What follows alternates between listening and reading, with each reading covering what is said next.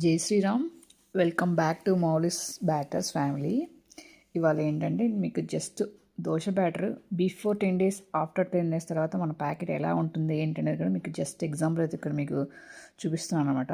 ఇక్కడైతే చూడండి, ఇదైతే ఈరోజు ఫ్రెష్గా చేసిన బ్యాటర్ అనమాట.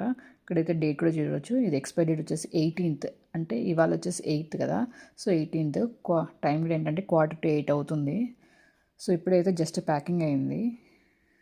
సో మీకు ఒకసారి చూపిస్తున్నాను. ఇదైతే నెక్స్ట్ 10 days కూడా మనం యూస్ చేసుకోవచ్చు అనమాట. నెక్స్ట్ ఇప్పుడైతే మీకు బిఫోర్ 10 days ముందు కూడా మన దగ్గర ఒక ప్యాకెట్ అనేది రెడీ ఉంటుంది కదా. మీకు ఆ ప్యాకెట్ అనేది నేను ఒకసారి ఎగ్జాంపుల్గా చూపిస్తాను చూడండి.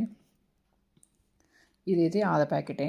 ఈ ప్యాకెట్ చూడండి, మనకు ఎక్స్పైరీ డేట్ వచ్చేసి ఇది 8th ఉంది, 8/12/25. అంటే ఇది ఏంటంటే ఆల్మోస్ట్ 10 days బిఫోర్ అనేది మన దగ్గరకు ప్యాకింగ్ అయితే చేసింటాము.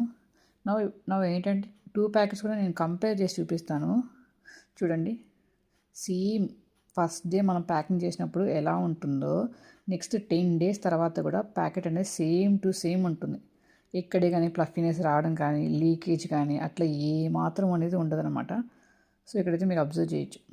ఎవరైనా ప్యాకెట్ని చూసి కూడా గుర్తుపట్టలేరు. ఒక ఎక్స్పైర్ డేట్ చూస్తే మాత్రమే ఓకే ఈ 10 days అయింది, ఇది ఎక్స్పైర్ అవ్వబోతుంది అనేది మాత్రం ఉంటుంది. సో మన ప్యాకెట్స్కి ఏంటంటే ఎలాంటి పఫ్నెస్ అనేది అసలు ఎలాంటిది ఉండబోదు. మేము అంత నీట్గా సీలింగ్ అయితే చేస్తాం. లీకేజ్ అని కూడా అస్సలు 0. So for any kind of information callers 9545082834.